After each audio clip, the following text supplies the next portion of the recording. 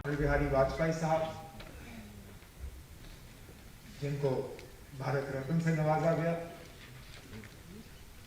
इस मुल्क के वजीर आजम रहे 2 बार। मुझे जाती तौर उनके साथ काम करने का मौका मिला।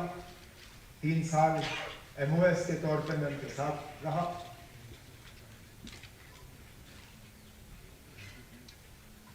बाकी मुल्क के हवाले से जो उनका रोल रहा है वो तो सब जानते हैं।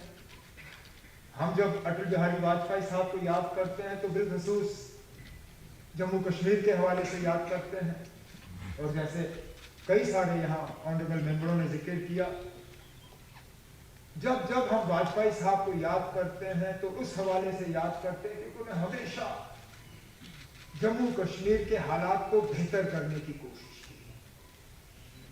हमेशा यहाँ का जो तनाव का माहौल रहा, यहाँ जो वायलेंस रही, यहाँ जो हिंदुस्तान और पाकिस्तान को लेके जम्मू कश्मीर के मुतल्लिक रिश्ते खराब रहे, उनको हमेशा सुधारने की कोशिश की, उनको दुरुस्त करने की कोशिश की। वो पहले इस मुल्क के ऐसे लीडर, उनको याद किया जाता है कि वो लाहौर बस लेके गए, दिल्ली लाहौर बस सर्विस उन्होंने शुरू की, लेकिन उस दौरान वो मीनार पाकिस्तान भी गए, जो एक हिंदुस्तान के लीडर के लिए वहां जाना और मीनार पाकिस्तान पर वहां पे हाजिरी देना ये कोई मामूली बात नहीं। फिर सरहद पे खड़े होके कहना कि हम दोस्त बदल सकते हैं, पड़ोसी बदल नहीं सकते। आज के दिन में शायद ही कोई इस तरह की बात करेगा।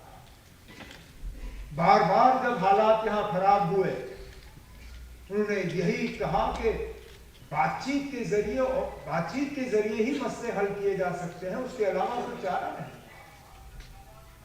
दोस्ती का हाथ बढ़ाते रहे, इस बात के बावजूद कि उसके लिए उनको मुश्किल का सामना करना पड़ा। जब जम्मू कश्मीर के मसले के हवाले से बात की तो कहा कि इंसानियत, जमहूरियत, कश्मीरियत।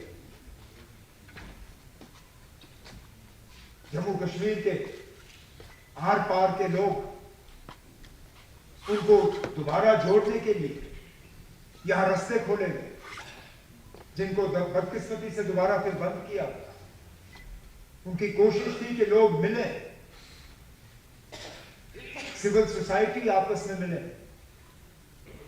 एक मतलब पर्सनल रिश्ते कायम।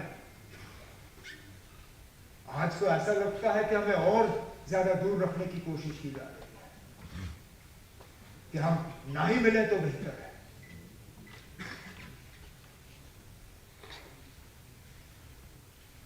मैं तो मान के चलता हूं कि अगर वाजपेयी साहब के दिखाए हुए रास्ते पे हमने जम्मू कश्मीर के साथ सलूक किया होता तो आज हमारा वो हाल नहीं होता जो हाल है।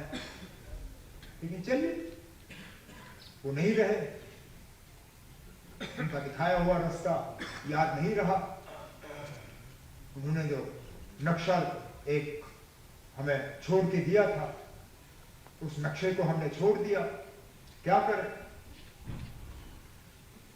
तारिगामी साहब ने वाजपेयी साहब के बारे में जब जिक्र किया तो असेंबली के रेजोल्यूशन के हवाले से बात की, लेकिन या तो भूल गए बताना, या फिर बताना मुनासिब नहीं समझा। ये सही है कि वाजपेयी साहब की हुकूमत ने उस वक्त उस रेजोल्यूशन को वापस भेजा,